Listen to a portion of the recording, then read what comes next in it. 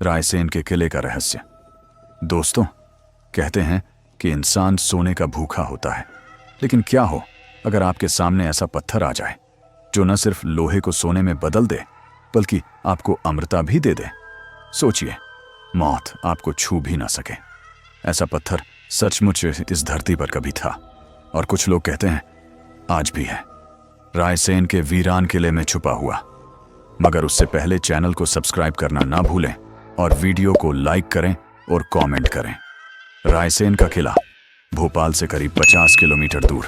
दिन में तो एक पुराना ऐतिहासिक स्मारक लगता है, लेकिन रात होते ही इसकी दीवारें किसी अंधे रहस्य की तरह डराने लगती हैं। सदियों पहले रायसेन के राजा के पास यह चमत्कारी पत्थर था।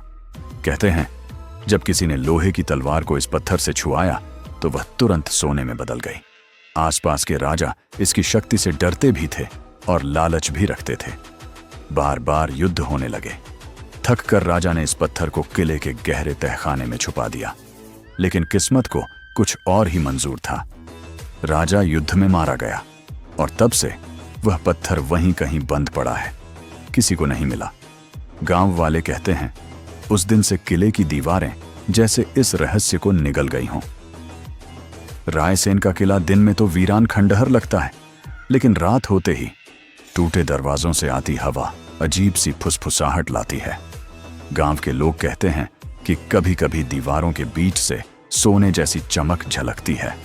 कुछ ने दावा किया है कि उन्होंने एक पुरानी तलवार को पत्थर के पास जाते ही सोने में बदलते देखा, लेकिन उसके तुरंत बाद उन्होंने चीखें सुनी और फिर सन्नाटा, जैसे उस किले ने उनकी आत्मा को निगल लिया हो।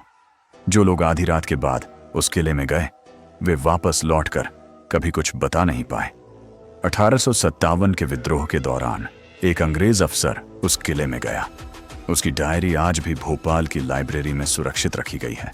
उसने लिखा था, मैंने देखा एक चमकता हुआ लाल पत्थर, मेरे सामने रखी लोहे की चाबी एक झटके में सोने में बदल गई, लेकिन तभी मेरी पीठ के पीछे किसी की ठंडी सांस महसूस हुई।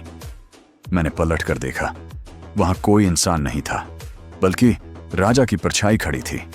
उसकी आंखें खून की तरह लाल थीं और उसके होंठ हिले। ये मेरा है, कोई छीन नहीं सकता। उस डायरी का आखिरी पन्ना वहीं पर अधूरा रह गया और वह अंग्रेज अफसर फिर कभी नहीं मिला। आज भी रात के समय कई लोग रायसेन किले में जाते हैं। कुछ कहते हैं कि उन्होंने चमकते पत्थर की झलक देखी। कुछ कहते हैं कि राजा की परछाई अब भी तहखाने की पहरेदारी करती है, लेकिन कोई उस रहस्य को सुलझा नहीं पाया।